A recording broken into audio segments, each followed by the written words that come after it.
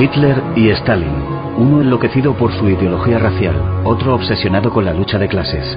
Aunque nunca llegaron a conocerse, estuvieron siempre pendientes el uno del otro.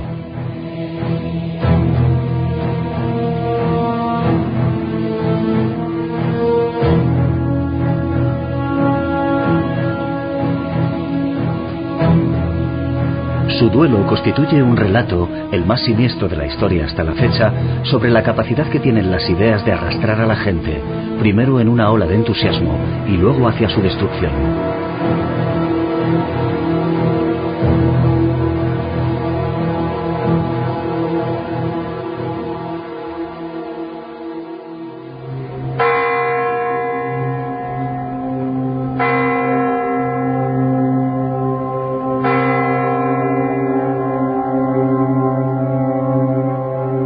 Tras un largo día de trabajo, Joseph Vissarionovich Stalin abandonó el Kremlin y se dirigió hacia su dacha. Se había hecho bastante tarde, como de costumbre. Ya había caído la noche del 22 de junio de 1941. Había sido un día sin incidentes, excepto por una reacción airada a otra advertencia de que Hitler iba a atacar a la Unión Soviética de un momento a otro.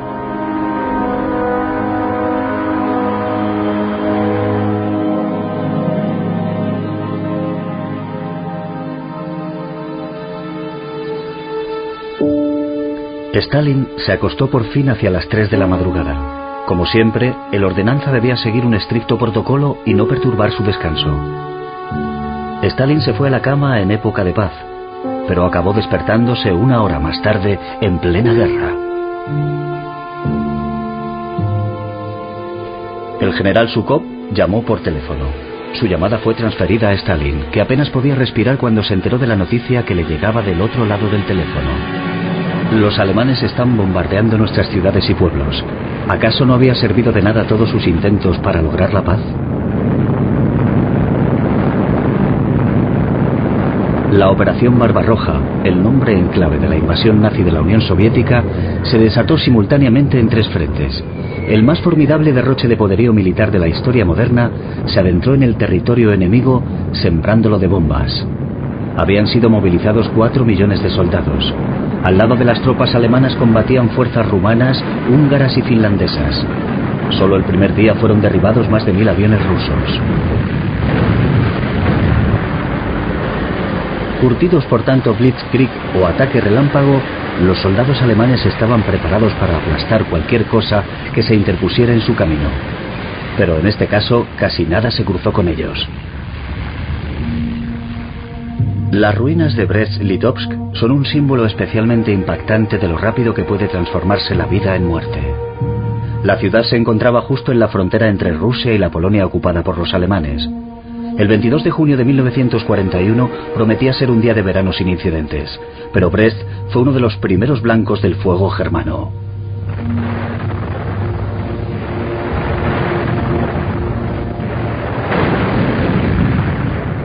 Las tropas estacionadas en la fortaleza rusa llevaban días realizando prácticas de desfiles. Quizás las bandas militares ahogaran el estruendo de los tanques alemanes que avanzaban sin toparse con ninguna resistencia.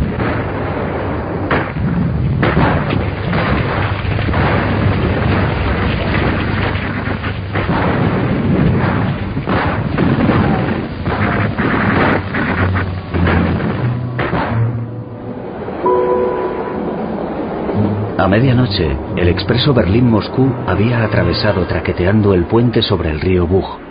Poco después, llegó en la dirección opuesta un tren con un cargamento de semillas. Los alemanes y los rusos eran viejos conocidos. Las formalidades aduaneras fueron despachadas de forma rutinaria. Era algo parecido a la paz. Las unidades de la fortaleza de Brest no tenían ningún motivo para encontrarse en estado de alerta. Cuando llegó la muerte, no hubo tiempo ni de darse cuenta. Los soldados rusos no sabían nada, pero tenían que luchar. Miles de ellos murieron y otros fueron hechos prisioneros. El ataque alemán logró adentrarse en el país.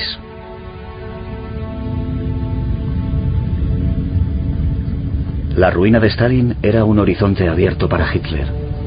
Brest cuenta el trágico relato de un ataque por sorpresa, pero también cómo una parálisis desesperada puede convertirse en fuerza y perseverancia. Los alemanes tardaron 4 meses en vencer la resistencia soviética.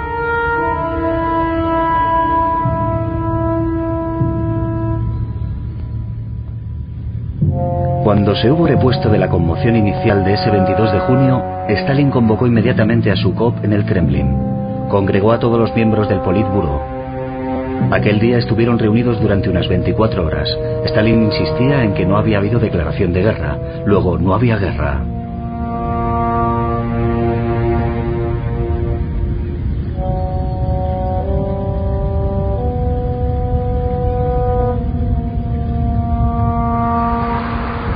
Aquel 22 de junio cayó en domingo. Mientras Stalin atravesaba Moscú en dirección al Kremlin, la ciudad seguía sumida en una dichosa ignorancia. Pero el mundo ya había cambiado por completo. Para Stalin estaba perdiendo a pasos agigantados su serenidad, su cohesión y su estabilidad. Siempre tan desconfiado, había ordenado a sus tropas que se concentraran en la frontera, aunque había avisado a los comandantes: tened presente que Alemania nunca nos atacaría por iniciativa propia. Como provoquéis a los alemanes, van a rodar cabezas. Stalin había leído el Mein Kampf de Hitler, pero aún así creía que la guerra entre sistemas tardaría en materializarse. Pero ignoraba que Hitler había adelantado los relojes. La partida precipitada de Stalin hacia el Kremlin le produjo un estado de actividad febril. En su agenda del 22 de junio figuran no menos de 29 reuniones. Aunque estaba presente en ellas, la situación se le había ido de las manos. En un momento dado llegó incluso a declarar: Hitler no está al corriente de esto. Hubo que esperar hasta la tarde para que los moscovitas y demás residentes de la ciudad fueran informados del ataque alemán. Fue el ministro de Asuntos Exteriores, Molotov, quien hizo los honores, como si los acontecimientos no merecieran unas palabras del jefe de Estado. Hitler también guardó silencio ese día.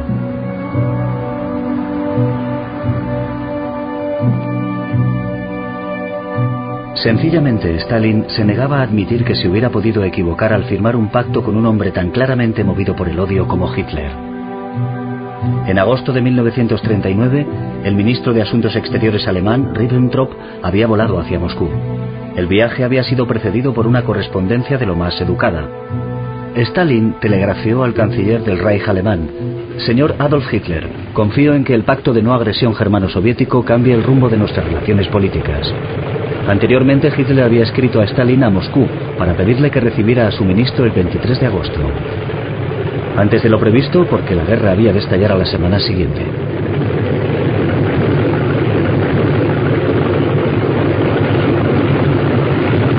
Entre los emisarios de Hitler en Moscú se hallaba su fotógrafo personal, Hoffmann. Tenía una misión especial: fotografiar los lóbulos de las orejas de Stalin. ¿Estarían despegados como los de los arios o pegados como los de los judíos? Hitler pudo respirar tranquilo. Stalin superó el test de las orejas. Más adelante, Ribbentrop diría acerca de su recepción en Moscú que estar con Stalin y su gente era como estar entre antiguos camaradas del partido. Stalin homenajeó al delegado de Hitler con este brindis: sé lo mucho que quiere el pueblo alemán a su Führer, así que beberé a su salud.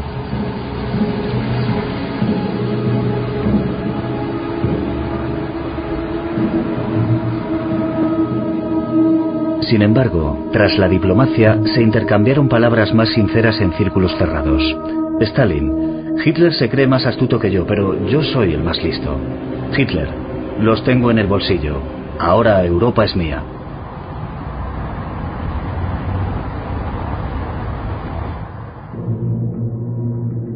...1939... el año del pacto que convirtió a Moscú en agente del reparto de Polonia y los estados bálticos. El año en que empezó la Segunda Guerra Mundial con la invasión de Polonia por Hitler el 1 de septiembre. Pero ¿cómo empezó realmente semejante guerra? Pacíficamente cargaban los bombarderos y parecía que partían para una gran expedición. Sin muertos de por medio, no era más que una cuestión de tecnología. Sin sangre, ni niños agonizantes llamando a sus madres, todo parecía reducirse a una gran aventura para jóvenes fervorosos.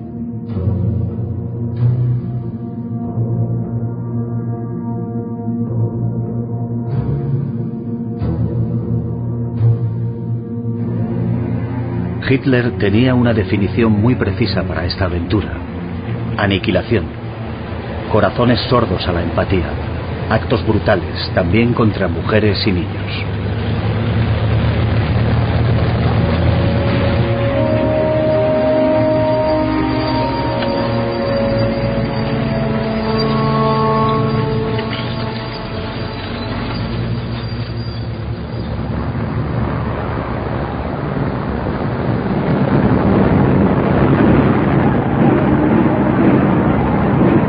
En 1939 era también el año en que Hitler celebraba su 50 cumpleaños.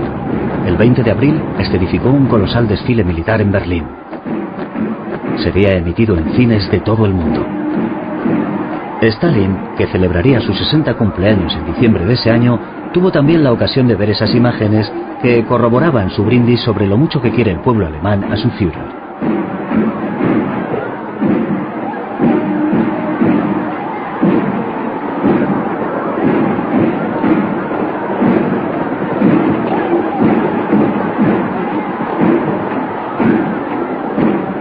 En palabras de Hitler, este desfile era material instructivo para los ciudadanos cobardes y demócratas del extranjero.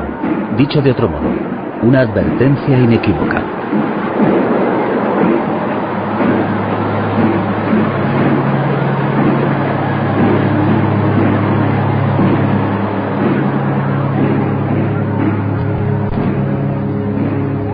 El partido de Hitler regaló una casa al Führer por su cumpleaños, la Kelsteinhaus, en los Alpes bávaros, no muy lejos de Obersalzberg. En la loma de esta montaña, encaramado, solo cabía este edificio, un alarde de ingeniería. Hitler lo llamaba su nido del águila. Hitler estuvo allí solo una vez, pero bastó para seguir atrayendo aún hoy a los turistas, que llegan por miles cuando hace buen tiempo. Suben y bajan en el ascensor de Hitler, entran y salen de su cavernoso búnker. Pero sea lo que buscan, no es aquí donde encontrarán la historia.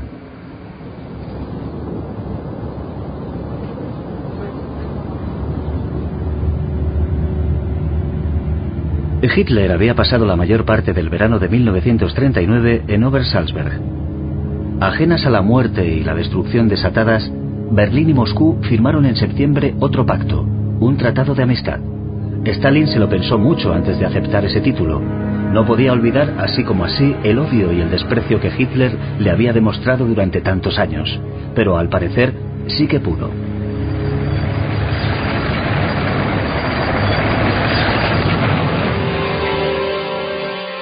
El 17 de septiembre de 1939, emulando los ataques relámpago alemanes, 1 millón de hombres del ejército soviético invadieron el este de Polonia. Stalin había esperado a que Hitler hubiera sembrado su propio caos antes de lanzar su ataque.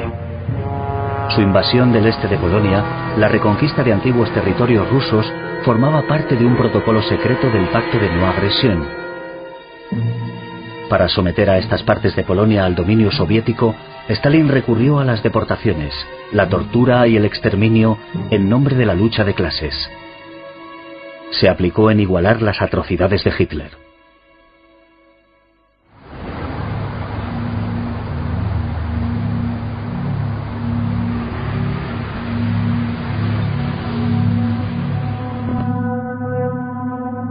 Otro acontecimiento formó parte del prólogo al 22 de junio de 1941. El ministro de Asuntos Exteriores soviético, Molotov, había ido a Berlín en noviembre del año anterior.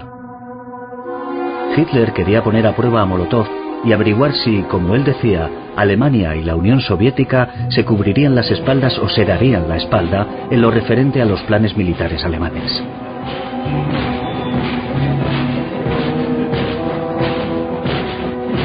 No se tocó la Internacional, el himno soviético, sin duda por miedo a que algunos berlineses desafiantes entonaran la canción.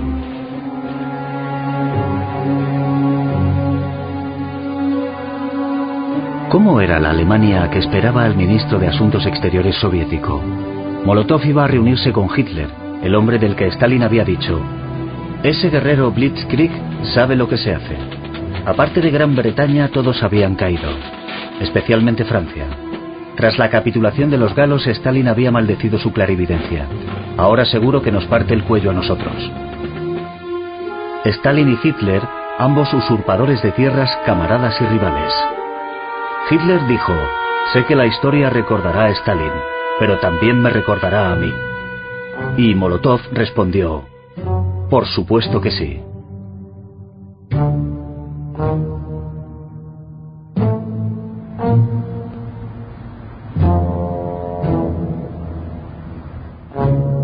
En la embajada soviética de Berlín, en el paseo de Unter den Linden, un ataque aéreo británico obligó a los asistentes a refugiarse en el sótano.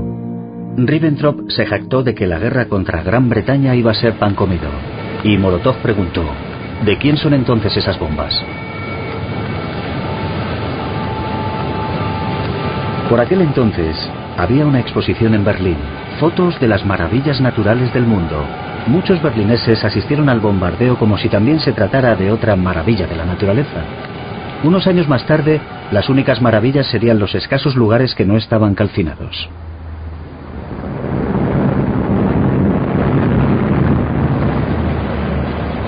Hitler también tendría una ocasión de sorprenderse, llegando a confesar: Rusia me recuerda al barco fantasma del holandés errante. Se nos abrió una puerta, pero no sabíamos lo que nos aguardaba detrás. Pero en julio de 1941 todo tenía un aspecto distinto.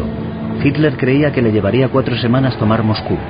Sus tropas arrasaban con todo a su paso, como apresurándose para no perderse el desfile de la victoria en la Plaza Roja.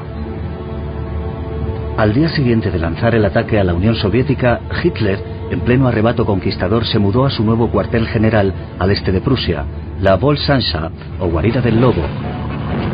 Sus soldados también se posicionaron al este. El Führer expresó su alegría por participar en esta guerra, añadiendo que si tuviera que pedir un deseo para el pueblo alemán, sería que éste se enfrentara a una heroica batalla como esta cada 15 o 20 años. Su pueblo uniformado, marchando por las ciudades conquistadas, parecía estar en perfecta armonía. Los boletines informativos seguían retratando al soldado alemán como un aventurero trotamundos, como si en vez de matar gente, tan solo se desplazara de un lugar a otro.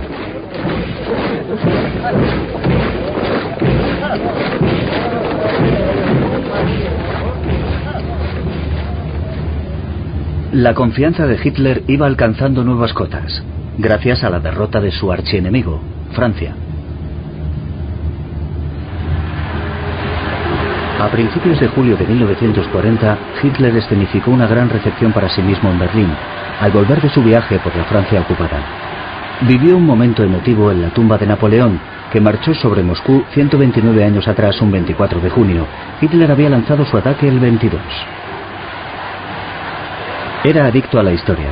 Al regresar a la capital, este hijo de un agente de aduanas de extracción humilde de Braunau an Inn en Austria, fue aclamado por las masas por haber logrado la victoria más gloriosa de todos los tiempos en Francia.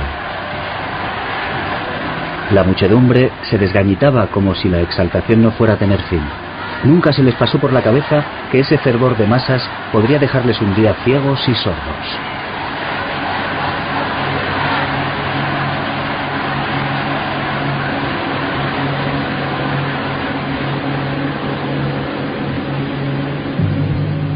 Hitler, en la Volkshanschaft, encerrado, pero embarcado en un frenético avance de sus tropas. Poco antes de que su Wehrmacht librara una serie de cercos devastadores en Białystok, Minsk y Smolensk, Hitler recompensó a sus secretarios dejando que le besaran. El hombre que creía que pasaría a la historia como el más ilustre alemán de todos los tiempos.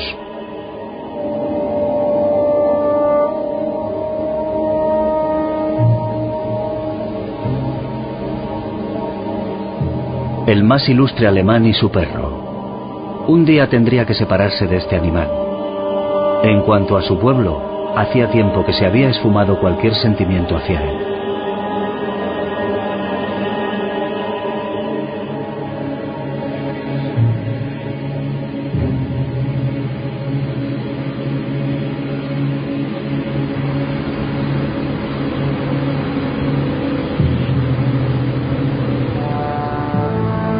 Tras los muros del Kremlin había reinado un caos total desde el estallido de la guerra. Las reacciones de Stalin eran las de un hombre indeciso, tan espontáneas como absurdas.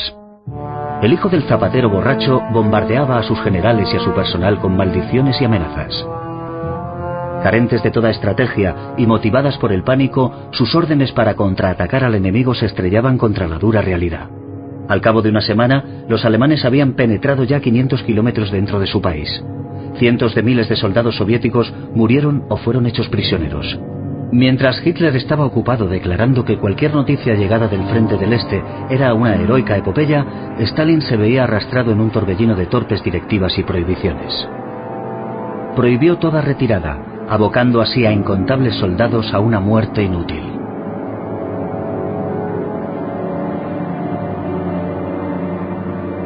Stalin se había atrincherado en el Kremlin, y con razón.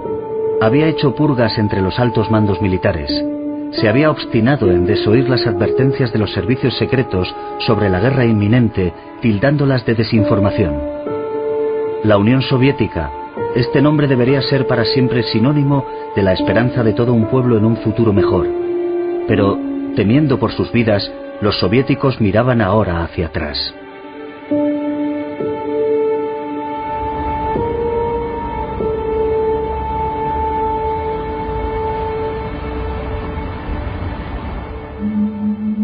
Hubo que esperar a que el Comisariado de Defensa informara a Stalin del cerco a su ejército en las afueras de Minsk para que se diera plenamente cuenta de las proporciones de la amenaza. Según un general, llegado a este punto, Stalin estaba fuera de quicio, tronando y profiriendo aluviones de rabiosos improperios. Abatido, nervioso y desinformado, abandonó el Kremlin. Durante los prolegómenos de la guerra, Stalin había decidido no reaccionar ante las acciones de Hitler. Tras comprender la magnitud de su error, se retiró varios días a su dacha.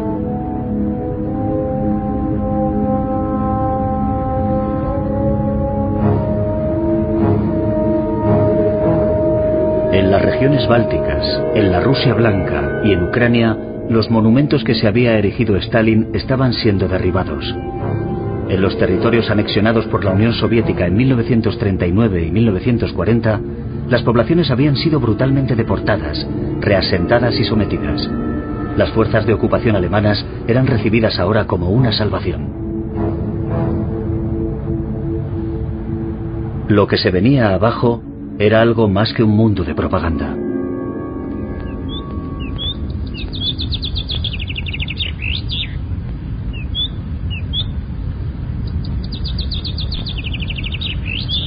Stalin quiso convertir la Unión Soviética en la primera utopía de trabajadores y granjeros.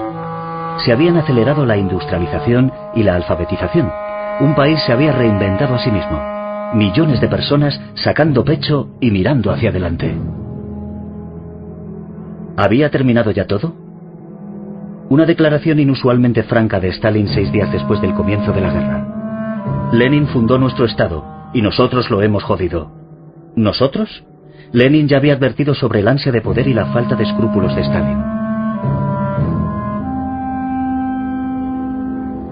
Stalin pasó unos cuantos días a solas rumiando la situación. Luego aparecieron Molotov y otros miembros del Politburó.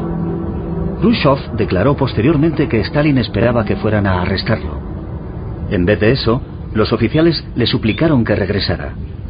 Pronto se extendió un rumor que sería una premonición. Lo hemos visto en su momento más bajo y eso no nos lo perdonará jamás.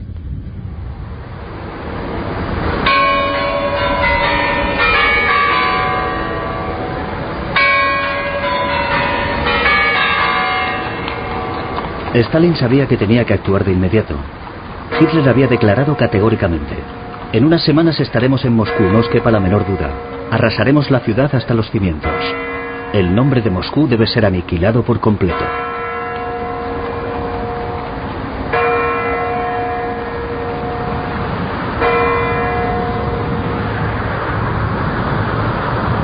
Es indiscutible que en el camino de regreso al Kremlin, Stalin hubo de ser convencido, por así decirlo, para permanecer al mando. ¿Una sincera crisis de confianza o una táctica astuta? El 3 de julio pronunció su primer discurso público desde el estallido de la guerra.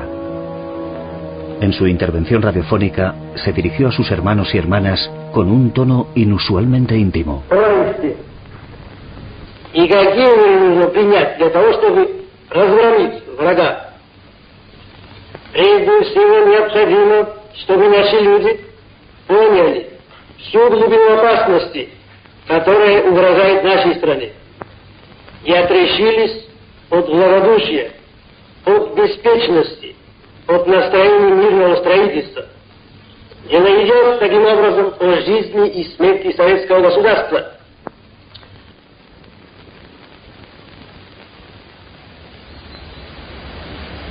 Mientras tanto, en la Volkshansa, Hitler blandía su pluma estilográfica roja como un arma, actualizando enfebrecidamente las posiciones de sus tropas.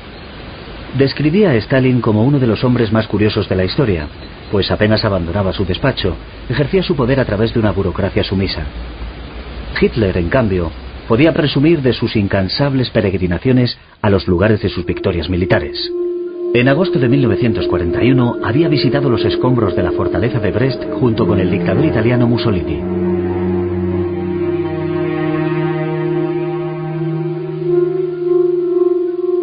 Estas visitas a las ruinas pulverizadas y maltratadas por los elementos de su archienemigo Stalin parecían intensificar su ebria e inexorable marcha hacia la conquista del mundo.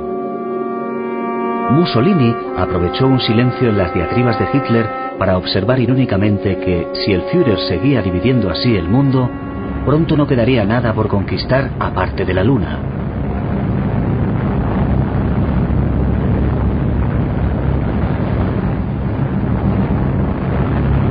Pero Hitler ya estaba viendo paisajes lunares, como las ruinas de Minsk y Smolensk.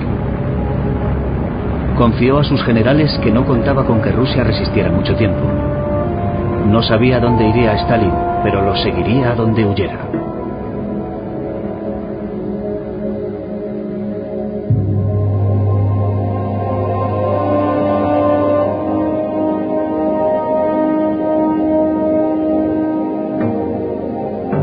Stalin se hundía, Hitler ascendía.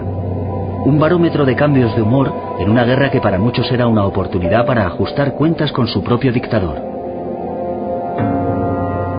La estrella roja parecía estar extinguiéndose.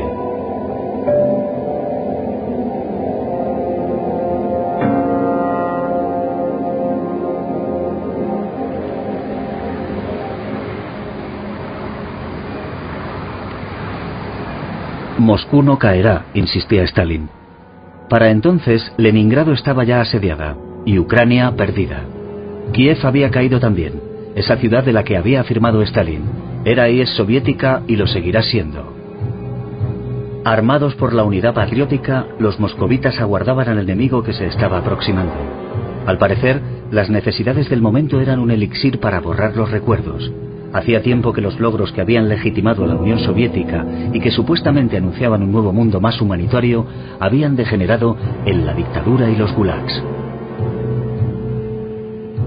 Mucho antes de la invasión de Hitler, ya había millones de muertos, y muchos de ellos habrían tenido la experiencia personal del significado de la limpieza étnica, las purgas políticas y los montajes judiciales, la coacción y el abuso de poder como herramientas para precipitar el progreso.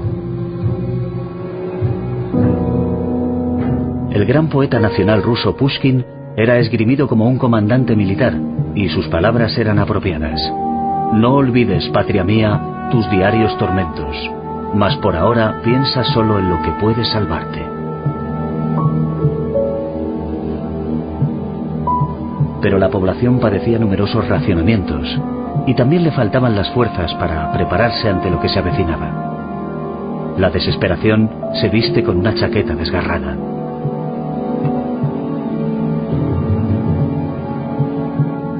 Las granadas de mano eran codiciadas joyas militares, armas propias de un museo.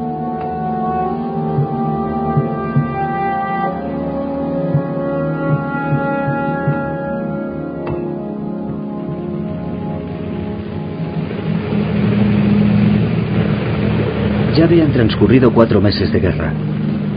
Se suponía que iba a durar un verano corto, pero ya se había prolongado hasta el otoño. Los soldados alemanes podían ver el Kremlin con prismáticos. Un primer ataque aéreo sacudió Moscú el 2 de octubre.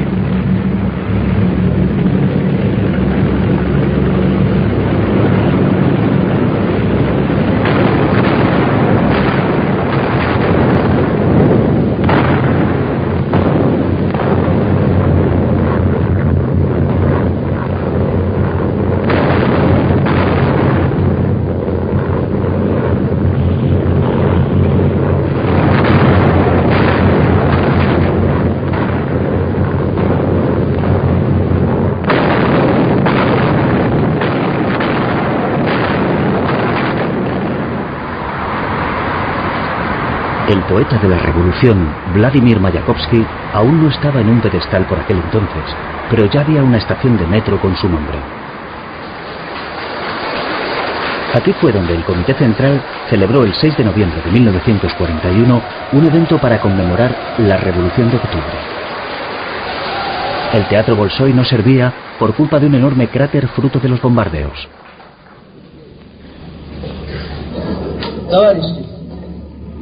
Русский должен знать, что он имеет против себя решительного врага, от которого он не может ждать никакого снисхождения. Убивай всякого русского, советского. Вот вам программа и указания людей, павших до уровня диких зверей. И эти люди имеют наглость призывать к уничтожению великой русской нации. Нации Пушкина и Толстого, Горького и Чехова, Суворова и Кутузова. Немецкие захватчики хотят иметь истребительную войну с народом СССР. Что же, если немцы хотят иметь истребительную войну, они ее получат.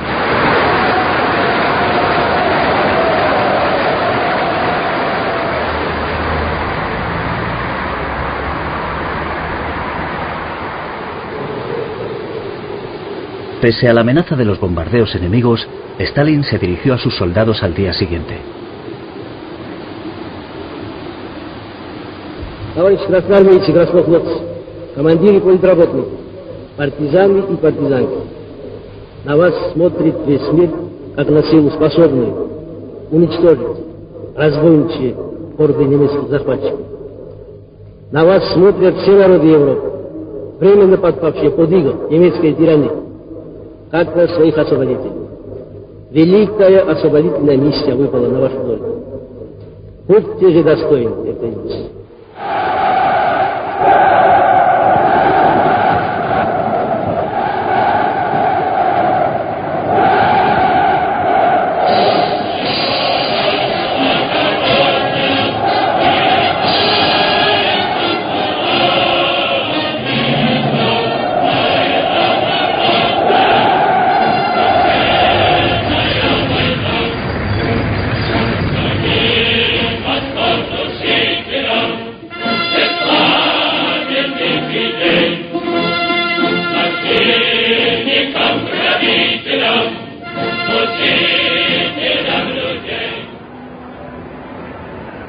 Al día siguiente del desfile de Moscú, Hitler se dirigió a Múnich, donde habló en la Löwenbräu-Keller, bañado en la luz turbia de su pasado.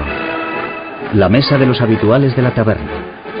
Los testimonios hablan de un hombre congestionado cayendo en la grandilocuencia. Era la típica diatriba rudimentaria contra los rusos, esos animales salvajes. Proclamó que el último batallón que abandonaría el campo de batalla ruso sería alemán, pero muchos de sus batallones no abandonarían nunca el campo de batalla ruso.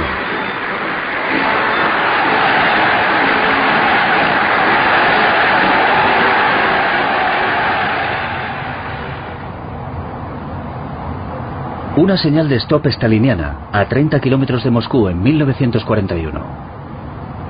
Es lo más cerca que estuvo Hitler de Stalin. Un signo de victoria staliniana, Viena, 1945. Aquí tuvo lugar un increíble episodio que uniría la vida de ambos.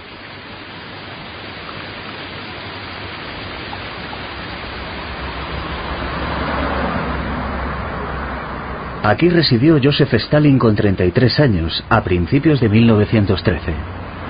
Por aquel entonces se hacía llamar Koba, en honor al Robin de los bosques del Cáucaso. Lenin lo había mandado a Viena para investigar la cuestión del nacionalismo. Al mismo tiempo, un joven Adolf Hitler se hospedaba en una residencia del distrito vienés de Brigittenau. Este ocioso pintor de postales creía poseer un talento sin explotar. Tanto Hitler como Stalin disfrutaban paseando por los jardines del Palacio de Schönbrunn.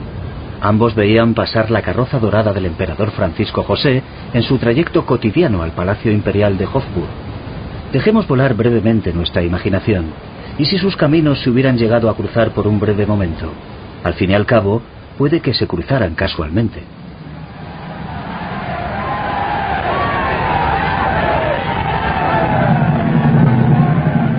Hitler regresaría a Viena en 1938. El Anschluss, o anexión de Austria, fue su golpe más sonado en tiempos de paz. Plantado en la Plaza de los Héroes, podía olvidarse ya de la Viena de las pensiones. Una vez más, el momento triunfal degeneró en una farsa demente. Sin duda, lo había elegido un dios para que se convirtiera en el Führer.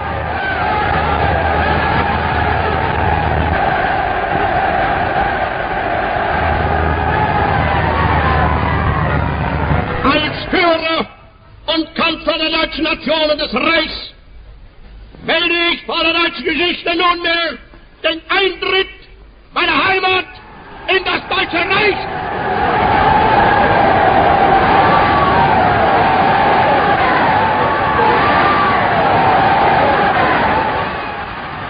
El monumento al Holocausto de Alfred Hitlitka en Viena refleja la descripción que hizo Karl Zumayer de esa época. El submundo había abierto sus puertas para soltar a sus espíritus más viles, abominables e impuros.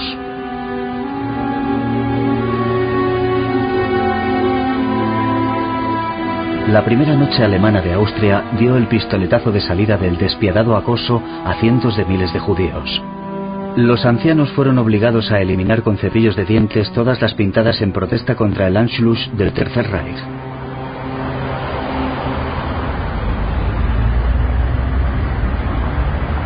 San Petersburgo, antes conocida como Leningrado, anteriormente como Petrogrado y antes aún como San Petersburgo.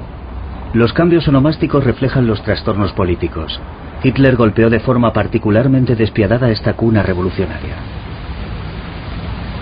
En 1917, el año de la revolución, Stalin había regresado de su exilio siberiano a la ciudad que seguiría llevando el nombre de Lenin después de su muerte, acaecida en 1924.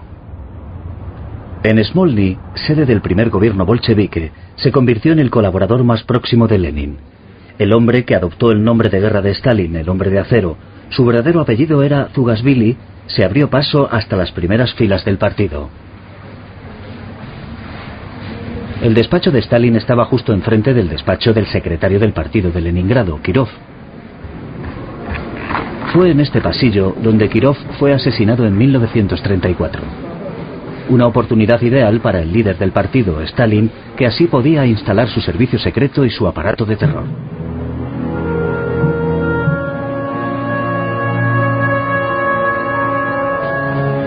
En el puerto de Leningrado, la revolución se ha convertido hace tiempo en un museo.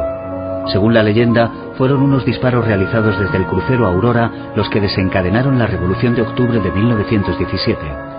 Los viejos cañones fueron desempolvados en el otoño de 1941, cuando las tropas alemanas cercaron Leningrado. Hitler decidió no asaltar Leningrado, la segunda ciudad más importante de Rusia, sino matarla de hambre. La ciudad se convirtió en un símbolo desgarrador de la guerra total de Hitler y Stalin. En lugar de comida, los asediados recibieron 100.000 ejemplares de Guerra y Paz. Stalin los había hecho imprimir especialmente para los defensores de la ciudad.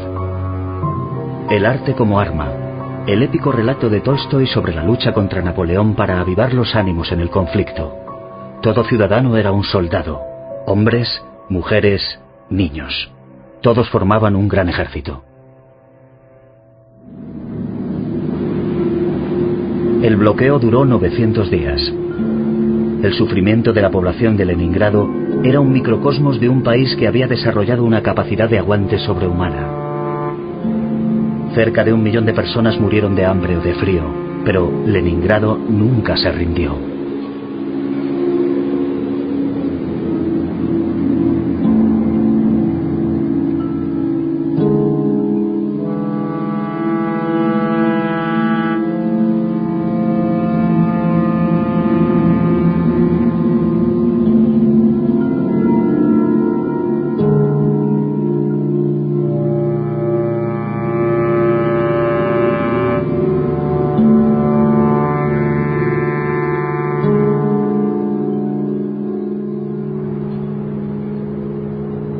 Tsaritsyn, conocida a partir de 1925 como Stalingrado. Actualmente Volgogrado. En 1918, durante la Guerra Civil, Stalin había recurrido al terror para mantener la ciudad en manos de los bolcheviques. No te preocupes, había escrito a Lenin, no me temblará el pulso. Esta ciudad será el principio del fin para Hitler. Hitler llamaba a Stalingrado el santuario del comunismo. Por eso quería destruirla a toda costa. Y por ese mismo motivo Stalin no repararía en gastos para defenderla. La línea de frente fue trazada con una precisión mortífera. La batalla fue librada calle por calle, casa por casa.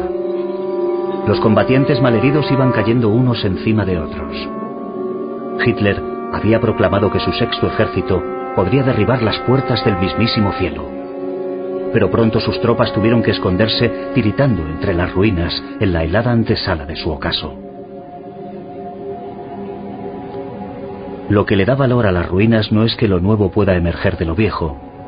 Más bien, forman cavidades simbólicas en las que tanto nosotros como las generaciones venideras podemos descender para meditar. Ahora, una ligera curiosidad ha sustituido a la autoglorificación que reinó en estas escaleras en su día.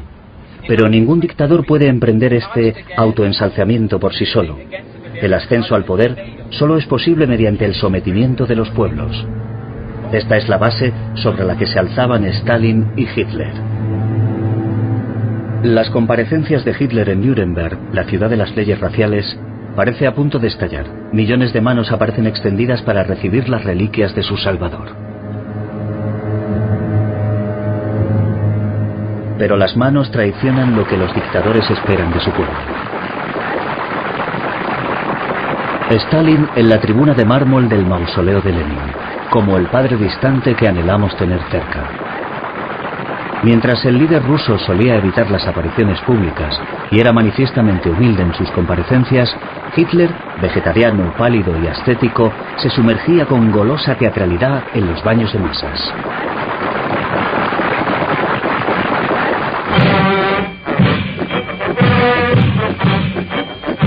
Hitler organizaba rituales políticos de uniforme, en formación cerrada, en terrenos cuidadosamente acotados con resultados deslumbrantes. Así podía satisfacer su afición juvenil por los dramas de época monumentales, mostrando poseer un talento incomprensible, aunque innegable. El arte de absorber a la gente en masas cada vez más compactas, de reforzar constantemente una conciencia colectiva en la que cada individuo estuviera más que dispuesto a fundirse en una topografía de cascos.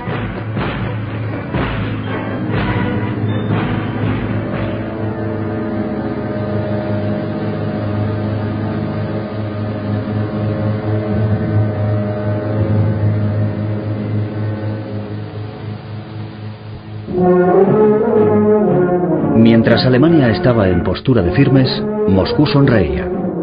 Aquí vemos al dios camarada saludando. Pero era un dios vengativo. Su jovialidad era engañosa. Las sonrisas no hacen a un dictador menos amargo o exaltado.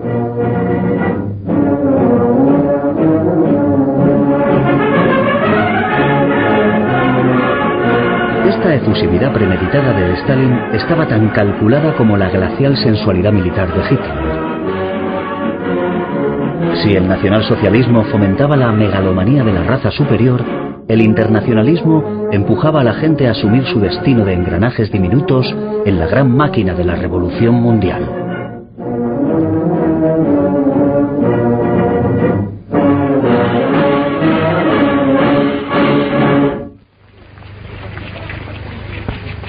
Mientras Stalin evocaba el amanecer rojo, Hitler descendía a las tinieblas de las criptas. Aprovechaba cualquier oportunidad para invocar a los muertos con gran efectismo. Todos los años hacía una peregrinación a Múnich el 9 de noviembre para rendir homenaje con sombría pompa a los presuntos mártires del movimiento, aquellos que habían sido abatidos en la Feldherrnhalle en 1923 en el transcurso de un fallido y chapucero intento de golpe de Estado. En 1935 sus restos fueron exhumados y enterrados en 2 templos monumentales, el escenario indicado para una representación anual a favor del rearme espiritual. La adictiva invocación de los héroes caídos atraía a los fanáticos cual canto de sirena, para que saltaran sin pensárselo en las fosas comunes.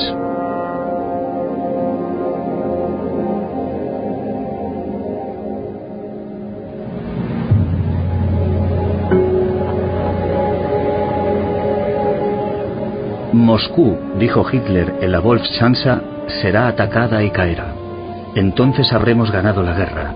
Por eso he concentrado mi ejército con más de 2000 tanques a las afueras de Moscú. Y el invierno que se aproxima. Pero Hitler concebía la operación como un ataque relámpago. Pensaba que podría pasar la Navidad en Obersalzberg como de costumbre.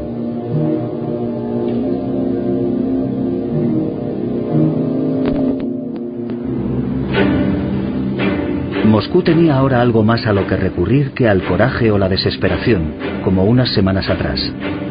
Estas imágenes recuerdan a las de los soldados alemanes poco antes del estallido de la Guerra Mundial, solo que aquí nadie estaba pensando en expediciones o aventuras.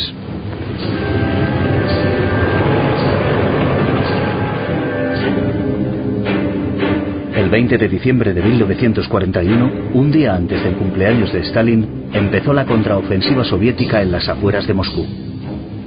La ciudad que Hitler veía como un terreno acotado era ahora un mar de barro, y el agua se había convertido en hielo y nieve.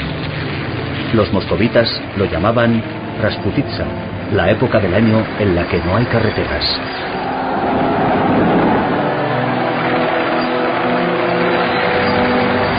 Los generales de Hitler solicitaron permiso para retirarse. Desde la Wolfschanze, Hitler se lo denegó. Seguía proponiéndose enseñar a los soldados alemanes a seguir siendo nacionalsocialistas fuera de la capital de Stalin.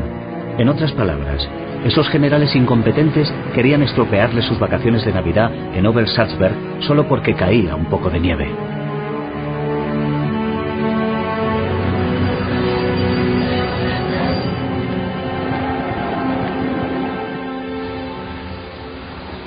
Wannsee, en Berlín, lejos de la muerte del invierno ruso.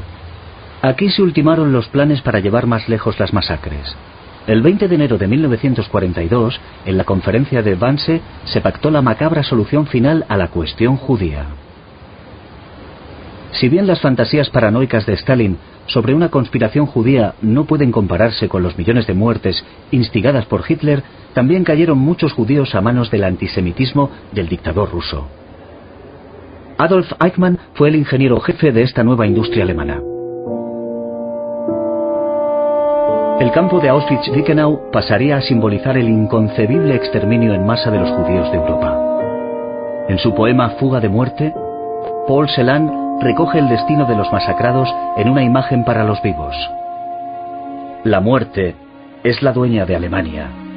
Grita, golpead vuestras cuerdas más oscuras y os elevaréis, como humo en el cielo.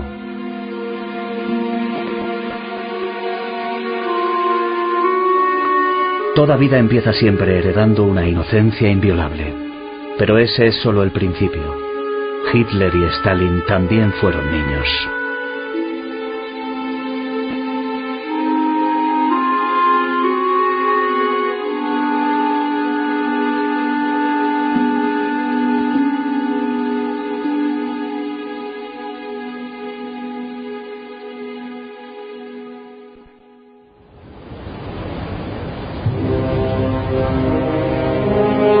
La estatua de la Madre Patria en la colina Mamayev en Volgogrado encarna las palabras del poeta Evgeny Yevtushenko: nuestro corazón se convirtió en una espada.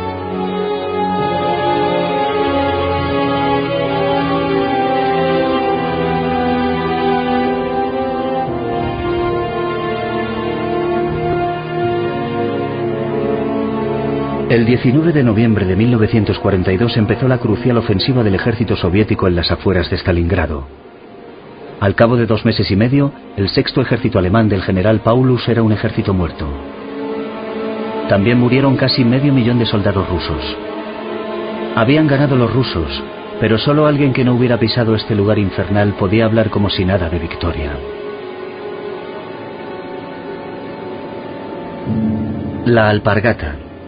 Para Hitler, un símbolo del retraso ruso. Quizá ese calzado pudiera ayudar ahora a sus propios soldados en el camino de la supervivencia. Hitler comentó en su madriguera del lobo: la vida, ¿qué es eso? El hombre ha de morir de todas maneras. El pueblo es lo que vive más allá del individuo.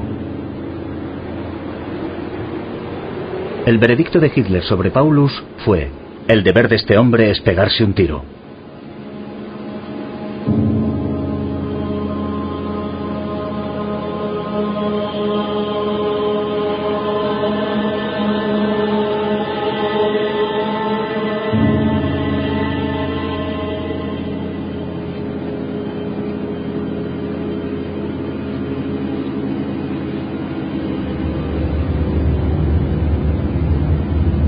Hitler sospechaba que lo querían envenenar hasta con el jabón.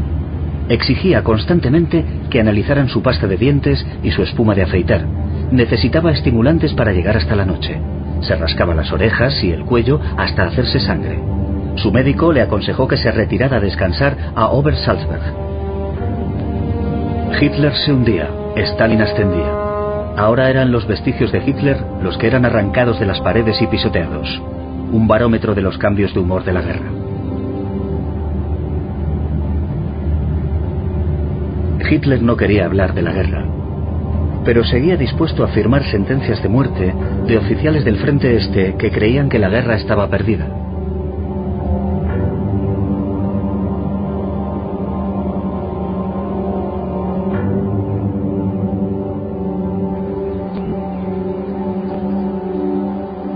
No lejos de Obersalzberg crecía el resentimiento. En Nuremberg, la ciudad de las tan heroicas convenciones del partido, la gente hacía trizas los periódicos porque seguían aclamando Stalingrado como si fuera una victoria alemana.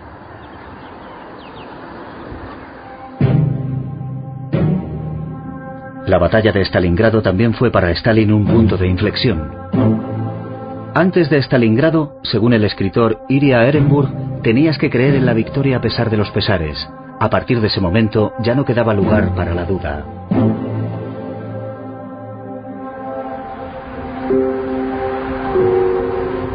Stalin se dirigió hacia su dacha, convencido de que ya nada podría detenerlo. Nada podría detenerlo en su camino hacia Berlín.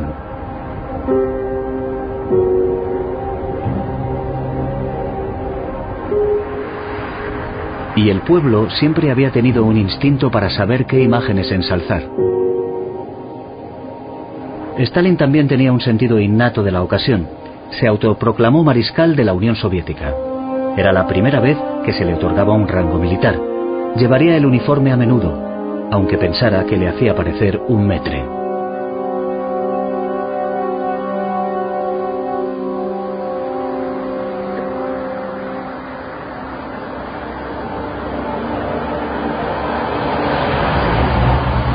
El 21 de marzo de 1943, en el Seuhaus de Berlín.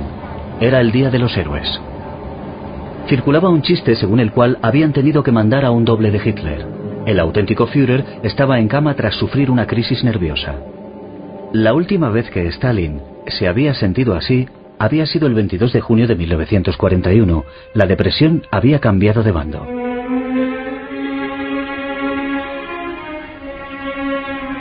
Las máscaras de los colosos del Palacio Schlüterhof fueron tapadas. Su dolor solo hubiera aumentado la agonía. Esta raza de gigantes se había alzado contra los dioses del Olimpo para tratar de destronarlos.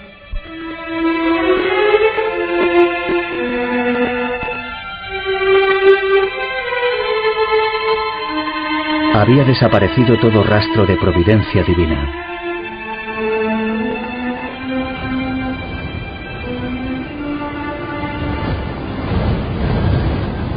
Una llanura cerca de Volgogrado. Un antiguo campo de batalla. Los incontables muertos y desaparecidos expresan las dos palabras más impotentes de la historia. Nunca más. pero siempre es el viento quien tiene la última palabra.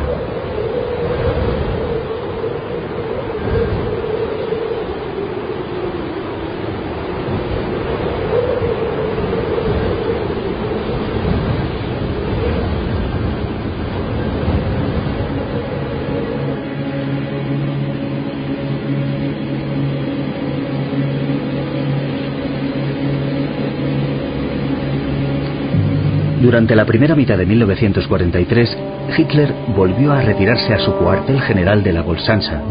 El hormigón y el aislamiento eran un entorno apropiado para su creciente necesidad de confundir la ilusión y la realidad. Aquí podía seguir imaginándose que era un comandante sin par, arbolando la ley darwiniana de la supervivencia del más fuerte a modo de legítimo estandarte de los alemanes. Como si la gloria del comandante siguiera siendo su auténtica vocación y el mundo lo siguiera viendo con trémulo sobrecogimiento. Como si no tuviera más que presentar su uniforme a la historia a modo de prueba. Cuando las demás naciones pensaran en el pueblo alemán, deberían sentir miedo y respeto, como si se encontraran ante una máquina imposible de detener. Poco a poco, Hitler estaba empezando a pensar que quizás su pueblo no estuviera a la altura de sus expectativas.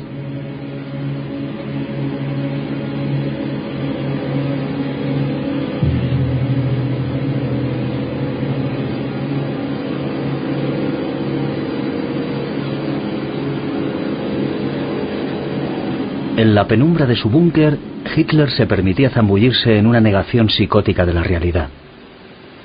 Tras la batalla de Kursk, en julio de 1943, chilló: «Todo esto acabará con una victoria alemana». Interrumpía cualquier noticia sobre el avance ruso. «Incidentes aislados, yo tengo otros datos». Así de débiles eran las señales que le llegaban de la realidad. Pero cada empeño de Hitler se saldaba con miles de muertes. La batalla de tanques de Kursk, no hombre contra hombre sino tanque contra tanque, había marcado un lúgubre clímax en la era de la guerra mecanizada. Además, el nombre en clave para el ataque ruso era Acero, Acero, es decir, Stalin, Stalin. Pero un soldado ruso que había estado ahí declaró: «Para ser sincero, nadie estaba pensando en Stalin. Era Dios quien estaba en nuestros corazones».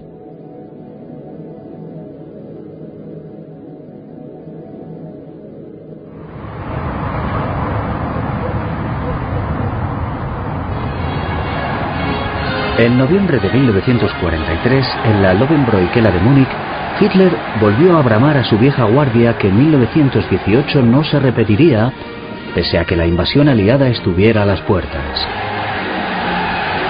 Era el eco vacío de sus antiguos discursos. Esta sería su última comparecencia en homenaje a los golpistas caídos en 1923. Los testigos hablaron de un hombre cuya luz se iba apagando lentamente.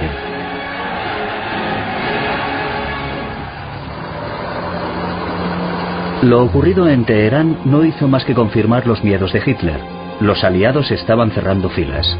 Del 28 de noviembre al 1 de diciembre de 1943, Churchill, Roosevelt y Stalin se reunieron en la capital iraní.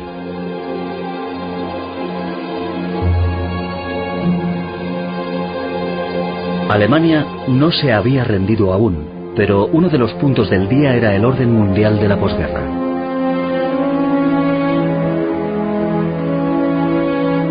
Stalin sugirió que se ejecutara a 50.000 oficiales alemanes. Ante la reacción horrorizada de Churchill, Stalin repuso: «Era broma». Presionó a sus aliados para que abrieran un segundo frente contra Hitler, que seguía inmóvil en su retiro alpino de Berghof, incapaz de asimilar la situación. Pero cuando un rayo de realismo logró penetrar en su mente, llamó a Stalin un tipo brillante. Stalin recibió un obsequio de Churchill: la espada de Stalingrado. La besó al modo tradicional ruso y Churchill se conmovió.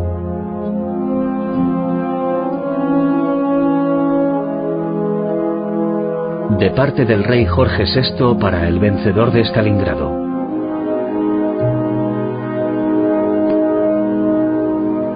En lo alto de Berghof, Hitler halló una forma de mantener su guerra a flote. Hizo que montaran imágenes de una batalla de 1941 en un boletín informativo. Su huida hacia adelante pasaba por pulsar el botón de rebobinar. La verdad había vuelto a ser borrada, desterrada de la memoria. Como si la realidad no tuviera derecho a existir. Pero existía. La ofensiva alemana se había convertido en retirada. La contraofensiva rusa se había convertido en avance, dejando a su paso a los muertos allá donde hubieran caído. Estos muertos en combate no reflejaban ya ninguna misión o utopía, tan solo evocaban el alto coste de la guerra total, porque ambos bandos habían perseguido una victoria total.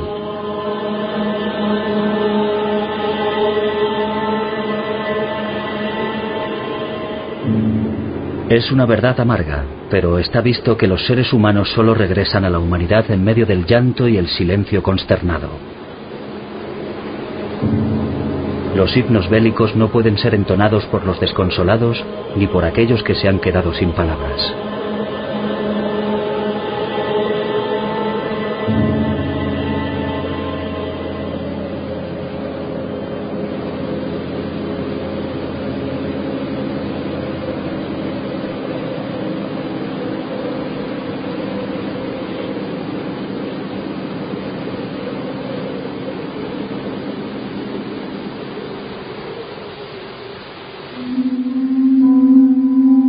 No importa lo deteriorado que esté un sistema, sigue teniendo una enfermedad endémica, la ceguera total, por muy buena vista que tenga.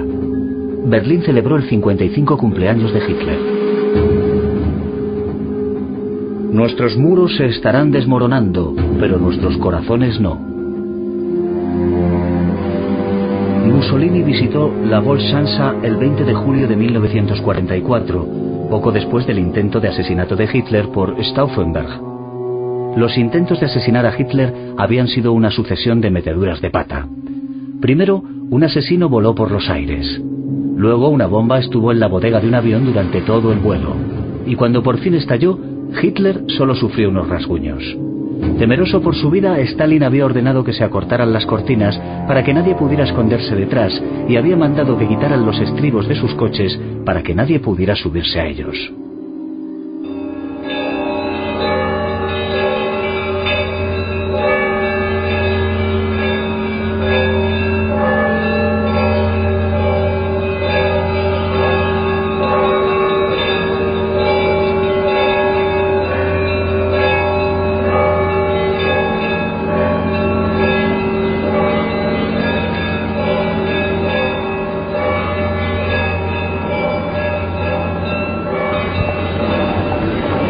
El 17 de junio de 1944, miles de moscovitas se echaron a la calle. Lo que vivieron aquel día permite corregir una de las ideas preconcebidas sobre la guerra, que los soldados alemanes no llegaron a pisar nunca Moscú.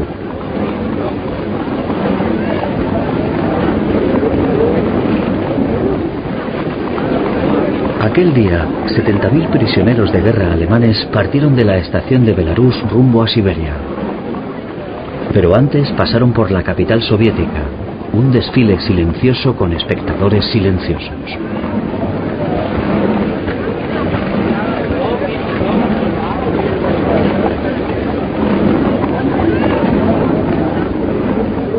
Los últimos prisioneros alemanes no regresaron del cautiverio hasta 1955. Para entonces, Hitler llevaba muerto 10 años y Stalin 2. Cuando estos hombres volvieron por fin a sus casas, pareció acabar de confirmarse el final de ambas dictaduras. En julio de 1944, casi 3 años después del inicio del ataque alemán, el Ejército Rojo alcanzó el lugar donde había empezado todo, Brest.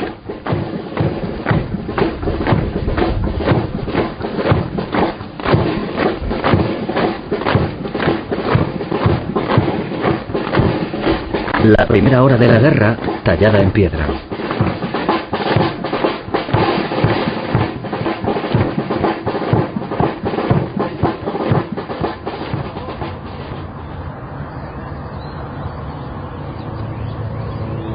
Hitler abandonó Obersalzberg en el verano de 1944. Sospechaba que se marchaba para siempre. ¿Eran los últimos días de un lunático? Cuando le preguntaron, al acabar la guerra, si creía que Hitler estaba loco, Stalin contestó: el Ejército Rojo entró en Berlín y en ningún momento se alzó el proletariado alemán contra el fascismo. ¿Podría conseguir un loco que una nación entera lo respaldara de esa forma?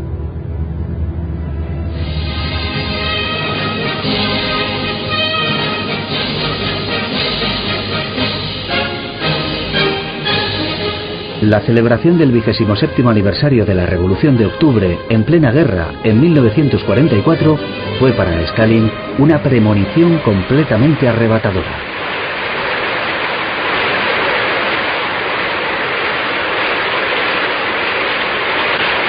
Stalin no tendría que volver a esperar a que viniera el Politburó a suplicarle que permaneciera al mando. Era venerado y temido. Ambas cosas van de la mano. Salvadores y destructores de la humanidad.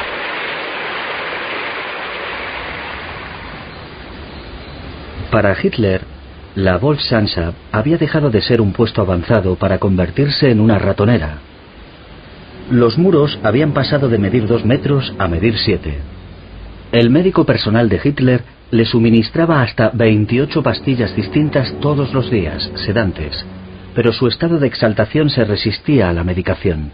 Su esquizofrenia se aferraba a un pueblo que solo existía ahora como una imagen idealizada, pese a que en su día hubiera sido real.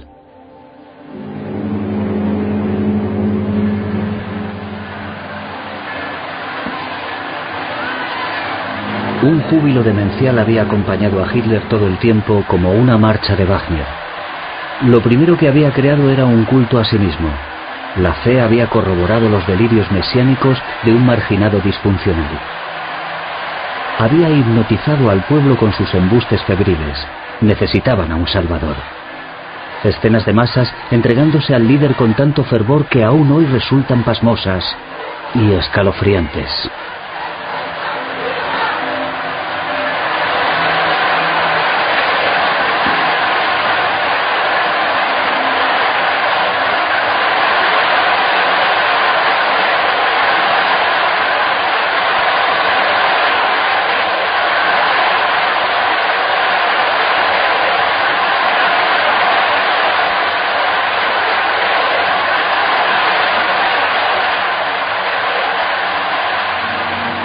Los alemanes solo han aclamado a otra persona de esta forma, y era Lutero, observó una vez lúcidamente. Y era cierto, ningún político había sido tan popular como Hitler en toda la historia de Alemania. Lo había logrado combatiendo el bolchevismo, Versalles y las reparaciones de guerra, y sacando a la capital más politizada de la crisis nacional y económica de los años 30.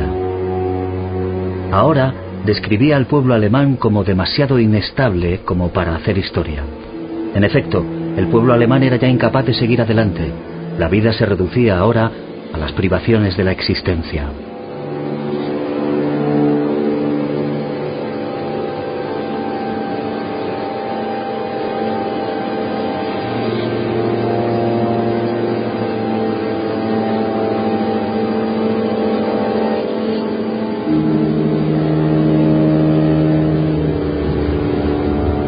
La convicción de que ganaría la guerra había traído a Hitler a Prusia del Este. En noviembre de 1944 abandonó la Volkshanschaft. Otra partida definitiva. Hizo volar el cuartel general justo después de su marcha. Los escombros eran su marca de fábrica.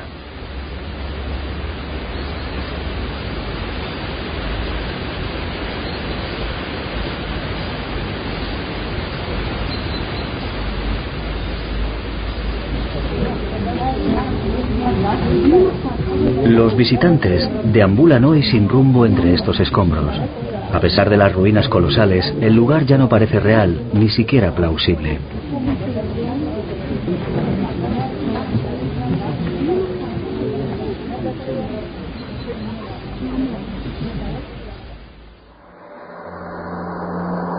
En febrero de 1945, Stalin se reunió con Roosevelt y Churchill en Yalta, Crimea. Tras la derrota de Hitler en Europa del Este, Stalin había resuelto crear una estructura política que garantizara a Moscú la seguridad que no le proporcionaba el sistema de la preguerra.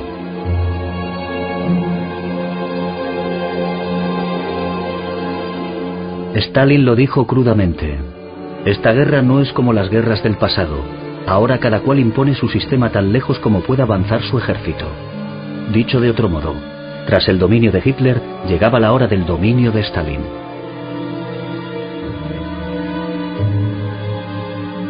Las condiciones negociadas en Yalta definirían la Guerra Fría. Stalin dijo: lo difícil llegará después de la guerra, cuando los conflictos de intereses enfrenten a los aliados. Era la voz del realismo.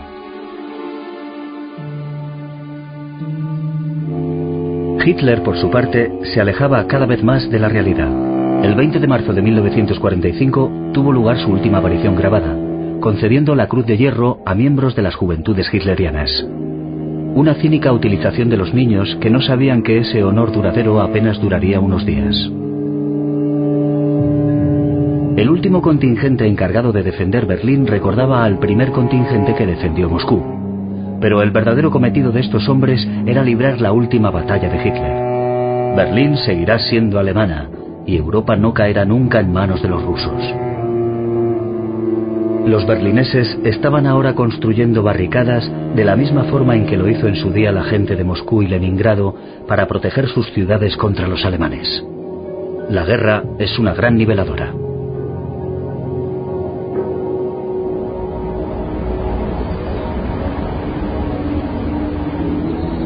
El río Oder. El poderío desatado aquí contra los alemanes el 16 de abril de 1945 superó con creces la fuerza con la que Hitler había atacado a la Unión Soviética 4 años atrás.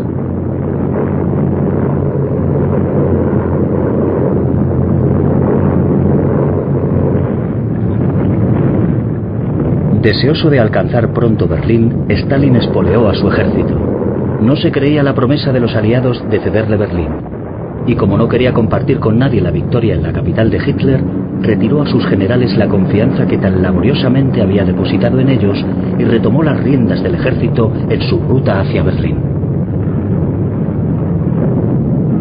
Cuando su avance se estancó en el Oder, Stalin se enfureció tanto que se negó a hablar con el general Zhukov durante 3 días. Hitler había tratado siempre a sus generales como ayudantes de campo.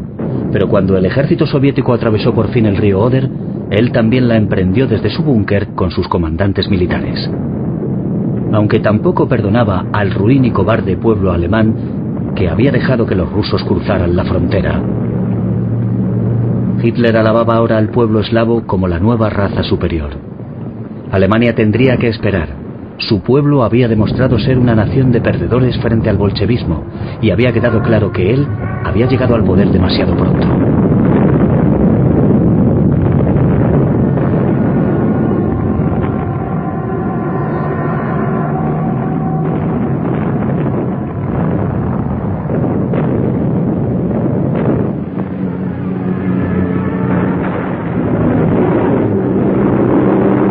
Hitler representó su tragedia en solitario durante las 2 semanas, hasta que Stalin proclamara la victoria sobre el canalla del mechón de pelo negro, como había descrito una vez a Hitler.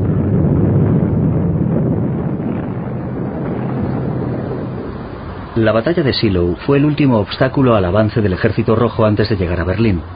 Parecía como si el destino hubiera decretado que la recta final, antes de llegar a la meta, se cobraría un peaje de sangre especialmente elevado, recalcando lo absurdo de que siguiera en pie el morboso reino de Hitler.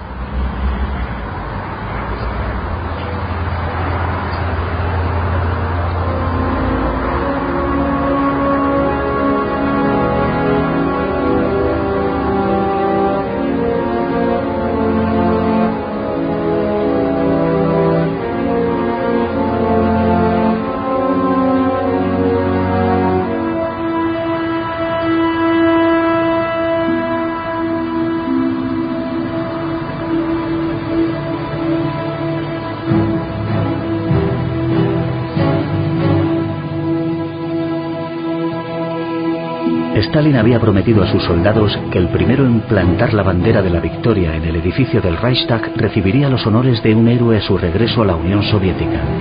Era 30 de abril. Ese mismo día, en un último acto de cobardía, Hitler se quitó la vida.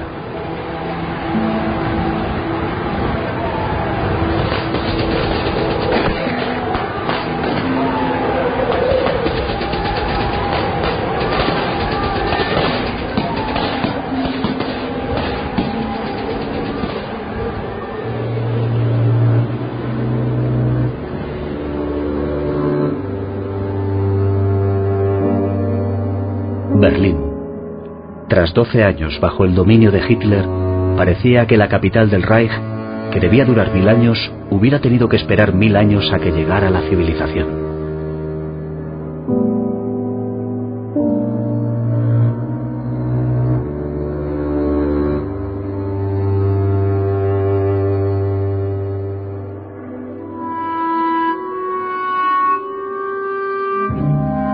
Este era el plan para el futuro, seguir adelante y de cuando en cuando pararse a mirar hacia atrás.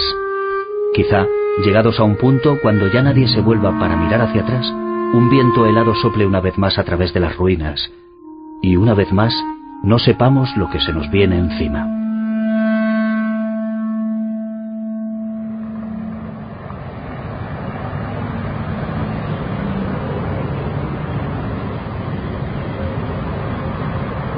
Los trofeos de Stalin en el Parque Tiergarten de Berlín.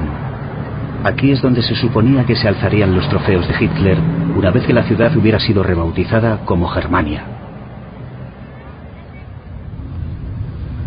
El 1 de mayo de 1945, a las 5 de la madrugada, a Stalin lo despertaron en su dacha, igual que 4 años atrás cuando fue declarada la guerra. E igual que 4 años atrás era Zhukov quien estaba al teléfono. Al escuchar la noticia, Stalin dijo: «Con que ese bastardo se ha suicidado. Lástima que no lo capturáramos vivo». Un final lamentable en medio de restos calcinados, escombros y basura.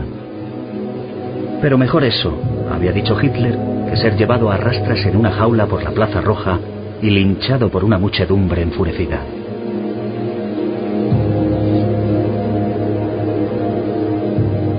En Berlín, los rusos estaban ocupados buscando, recopilando y clasificando trofeos para el gran día de Stalin. La Plaza Roja de Moscú. Si pudieran hablar, sus adoquines hablarían de pasos de baile y marchas militares. El desfile de la victoria tuvo lugar el 24 de junio de 1945.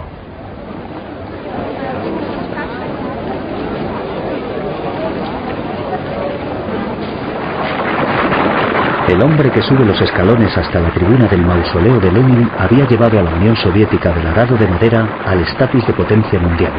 Pronto contaría con un reactor nuclear y sería la primera nación en lograr un vuelo espacial pilotado.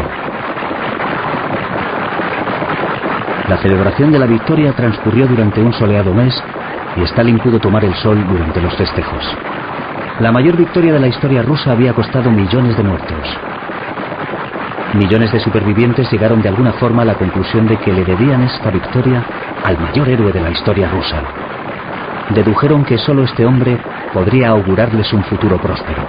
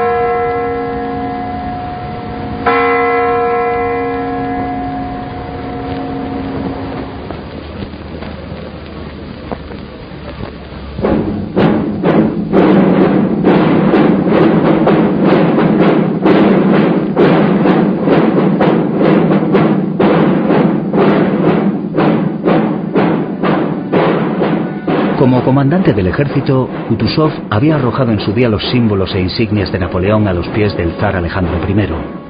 Ahora, los emblemas de Hitler se amontonaban ante Stalin. Era su momento de gloria.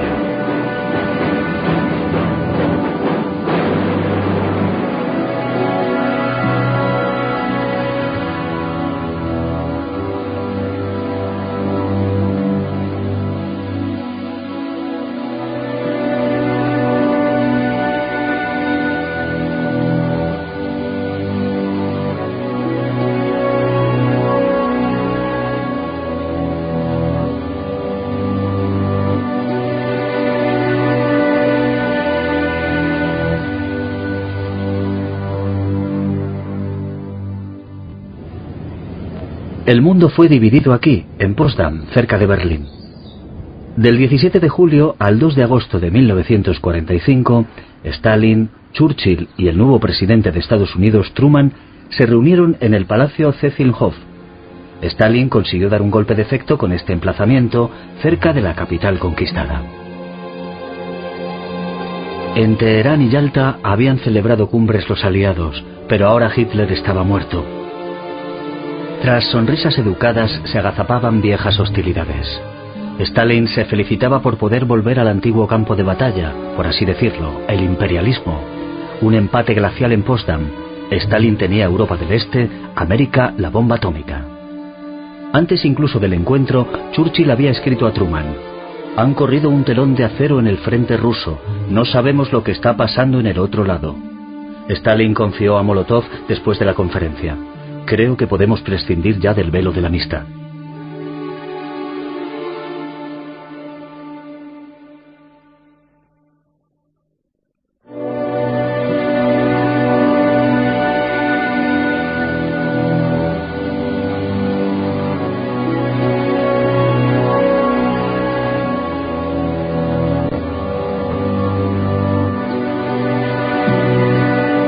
Un festival internacional del comunismo, un servicio religioso.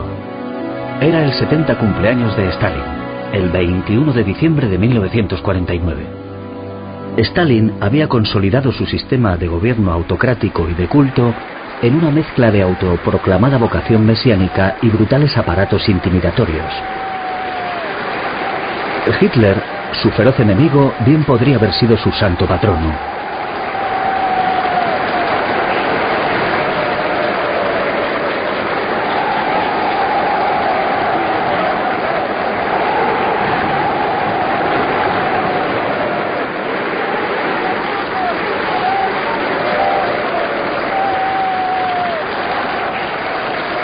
Cuando un periodista occidental le preguntó si prefería que su pueblo le fuera leal por convicción o por miedo, Stalin contestó: por miedo. Las convicciones cambian, el miedo no.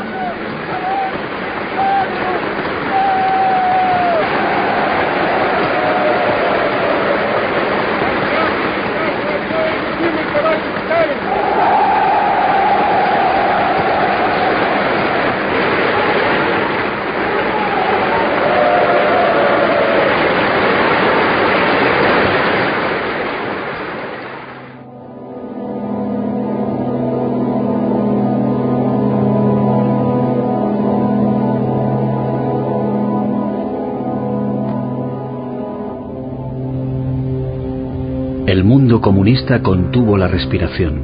El 5 de marzo de 1953, a las 9:50 de la mañana, moría Joseph Stalin. Hacia el final de su vida había confesado a Khrushchev: «Ya no confío en nadie, ni siquiera en mí mismo». Hitler también se dejaba ver merodeando por entre las ruinas de la Cancillería del Reich, enajenado por la desconfianza. Stalin había alcanzado el mismo estado de enajenación que Hitler. Elevado a la categoría de divinidad, Stalin se había vuelto tan poderoso que con el tiempo se desentendió de las necesidades y anhelos del pueblo que confiaba en él y lo había endiosado. Sin embargo, no sentía las punzadas de la conciencia. Tenía la certeza inquebrantable de no ser más que el ejecutor del veredicto de la historia. El cadáver embalsamado de Stalin fue expuesto en el Kremlin. Miles de personas tuvieron que empujar para verlo por última vez. Su desconsuelo era sincero, pese a que los gulags no habían estado nunca tan llenos de víctimas como entonces. El culto a la personalidad de Stalin obraba maravillas, en detrimento de la verdad. Stalin era uno de los monstruos de la historia. Pero los rusos de a pie lo veían como el hombre que los había llevado a la victoria contra Hitler. Y había sido en verdad una victoria histórica, de proporciones memorables, que había logrado eclipsar los interminables peligros y tribulaciones por las que habían pasado.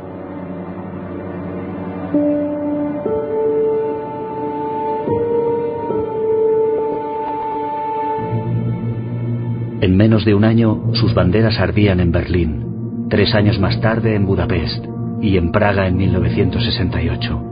Stalin estaba muerto, pero sus tanques seguían avanzando. Arrollaron los alzamientos en contra de la ideología que se les había impuesto. Stalin había liberado el este de Europa, pero le arrebató la libertad.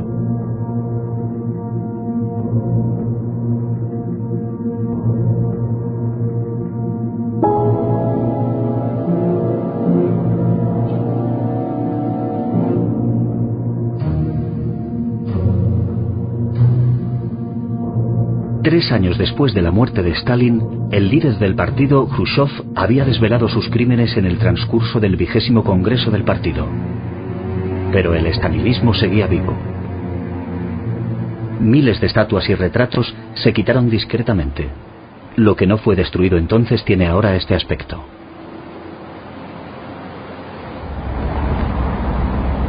El cadáver de Stalin fue retirado del mausoleo y enterrado en la parte de atrás. También se escondió su busto.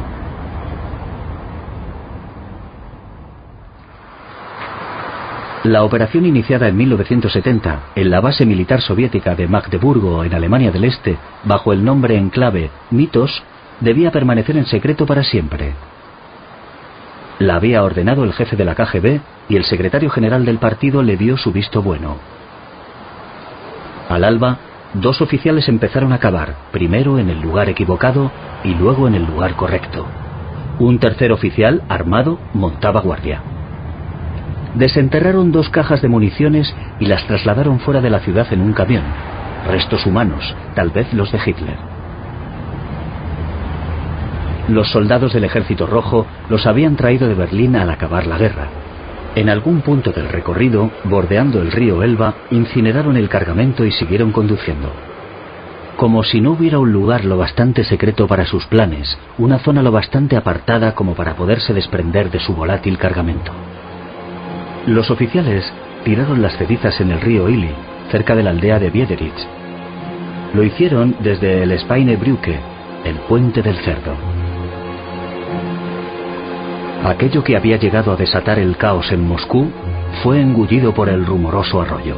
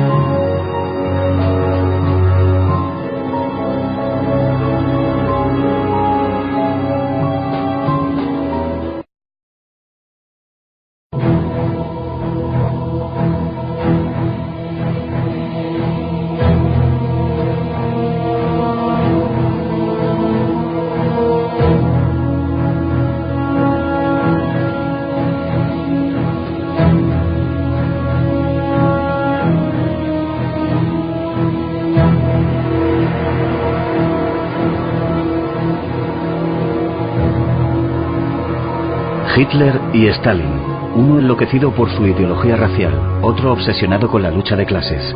Aunque nunca llegaron a conocerse, estuvieron siempre pendientes el uno del otro.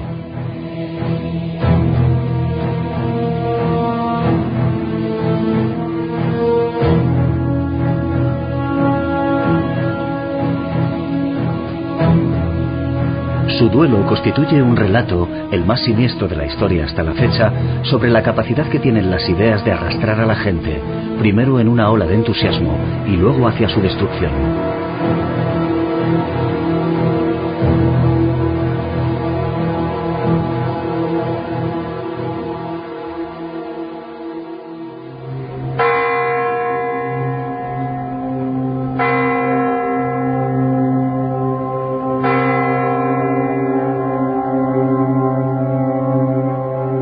Tras un largo día de trabajo, Joseph Vissarionovich Stalin abandonó el Kremlin y se dirigió hacia su dacha. Se había hecho bastante tarde, como de costumbre. Ya había caído la noche del 22 de junio de 1941. Había sido un día sin incidentes, excepto por una reacción airada a otra advertencia de que Hitler iba a atacar a la Unión Soviética de un momento a otro.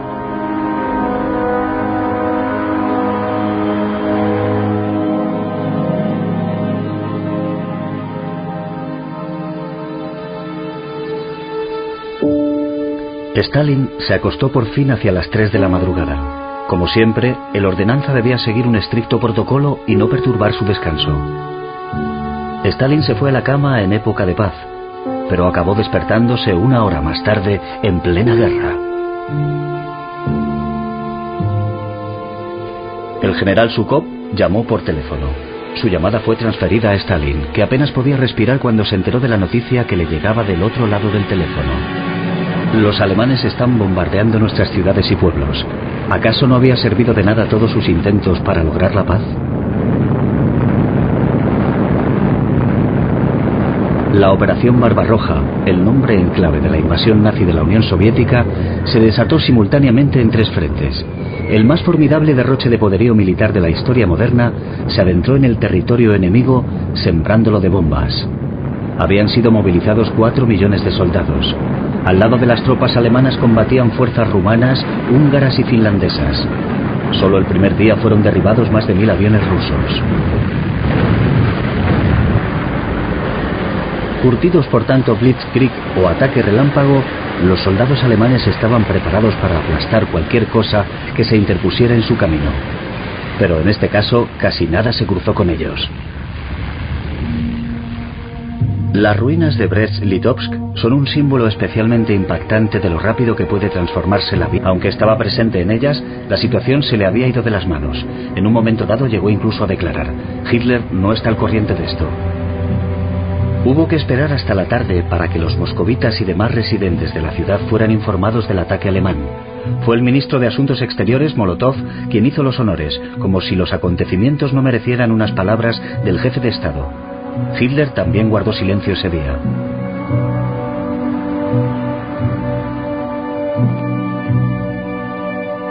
Sencillamente, Stalin se negaba a admitir que se hubiera podido equivocar al firmar un pacto con un hombre tan claramente movido por el odio como Hitler. En agosto de 1939, el ministro de Asuntos Exteriores alemán, Ribbentrop, había volado hacia Moscú. El viaje había sido precedido por una correspondencia de lo más educada. Stalin telegrafió al canciller del Reich alemán: Señor Adolf Hitler, confío en que el pacto de no agresión germano-soviético cambie el rumbo de nuestras relaciones políticas. Anteriormente, Hitler había escrito a Stalin a Moscú para pedirle que recibiera a su ministro el 23 de agosto. Antes de lo previsto, porque la guerra había de estallar a la semana siguiente.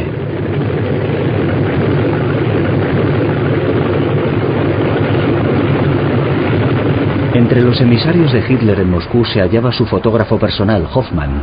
Tenía una misión especial: fotografiar los lóbulos de las orejas de Stalin. ¿Estarían despegados como los de los arios o pegados como los de los judíos? Hitler pudo respirar tranquilo. Stalin superó el test de las orejas. Más adelante, Ribbentrop diría acerca de su recepción en Moscú que estar con Stalin y su gente era como estar entre antiguos camaradas de... Brest cuenta el trágico relato de un ataque por sorpresa, pero también cómo una parálisis desesperada puede convertirse en fuerza y perseverancia. Los alemanes tardaron 4 meses en vencer la resistencia soviética.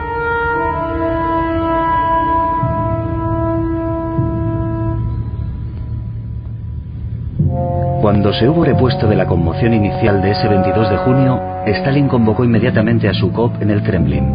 Congregó a todos los miembros del Politburó. Aquel día estuvieron reunidos durante unas 24 horas. Stalin insistía en que no había habido declaración de guerra. Luego, no había guerra.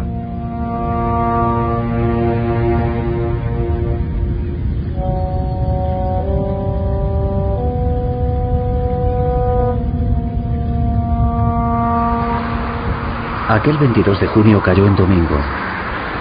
Mientras Stalin atravesaba Moscú en dirección al Kremlin, la ciudad seguía sumida en una dichosa ignorancia. Pero el mundo ya había cambiado por completo. Para Stalin estaba perdiendo a pasos agigantados su serenidad, su cohesión y su estabilidad. Siempre tan desconfiado, había ordenado a sus tropas que se concentraran en la frontera, aunque había avisado a los comandantes: tened presente que Alemania nunca nos atacaría por iniciativa propia. Como provoquéis a los alemanes, van a rodar cabezas. Stalin había leído el Mein Kampf de Hitler, pero aún así creía que la guerra entre sistemas tardaría en materializarse. Pero ignoraba que Hitler había adelantado los relojes. La partida precipitada de Stalin hacia el Kremlin le produjo un estado de actividad febril. En su agenda del 22 de junio figuran no menos de 29 reuniones. Y da en muerte. La ciudad se encontraba justo en la frontera entre Rusia y la Polonia ocupada por los alemanes. El 22 de junio de 1941 prometía ser un día de verano sin incidentes, pero Brest fue uno de los primeros blancos del fuego germano.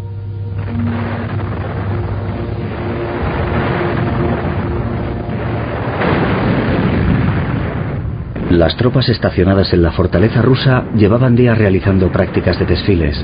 Quizás las bandas militares ahogaran el estruendo de los tanques alemanes que avanzaban sin toparse con ninguna resistencia.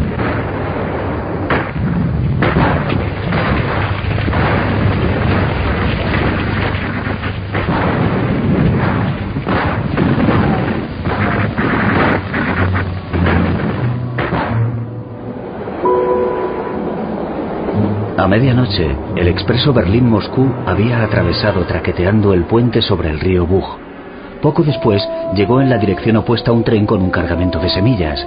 Los alemanes y los rusos eran viejos conocidos. Las formalidades aduaneras fueron despachadas de forma rutinaria. Era algo parecido a la paz. Las unidades de la fortaleza de Brest no tenían ningún motivo para encontrarse en estado de alerta. Cuando llegó la muerte, no hubo tiempo ni de darse cuenta. Los soldados rusos no sabían nada, pero tenían que luchar. Miles de ellos murieron y otros fueron hechos prisioneros. El ataque alemán logró adentrarse en el país.